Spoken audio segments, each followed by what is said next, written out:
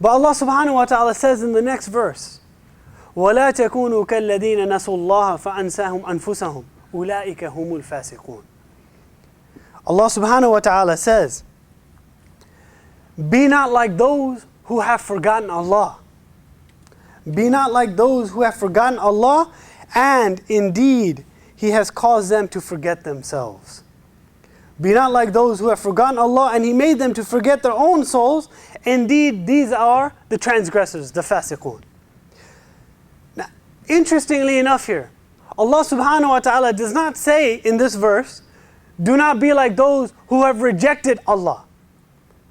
It's not about rejection in this verse. It's simply about forgetfulness. Forgetfulness, to forget about Allah. What some of the scholars have identified as ghafla, heedlessness. As Imam al-Mawlud mentions in his poem, ghafla, this heedlessness requires us.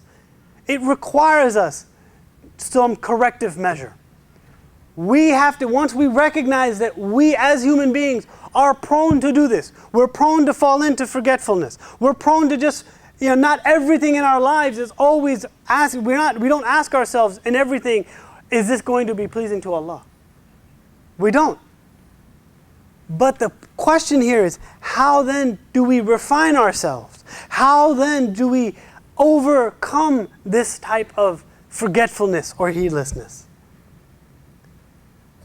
It's amazing, subhanAllah, in this verse, Allah subhanahu wa ta'ala mentions that those who forget Allah, He causes them to forget themselves.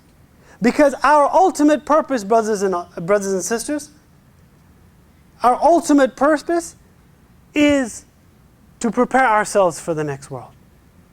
That's our ultimate purpose. The Prophet ﷺ was with a group of his companions, and he said, do you know what the greatest blessing is? And they said, Ya Rasulullah, you know better than we. He said, the greatest blessing is paradise. Puts it all in perspective. Paradise. Not necessarily family, your eyesight, your hands, your health.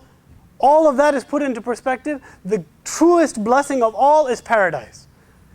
If any of us is blessed with paradise, inshallah ta'ala, then it will seem as if this world was nothing. All of the trials and tribulation were nothing.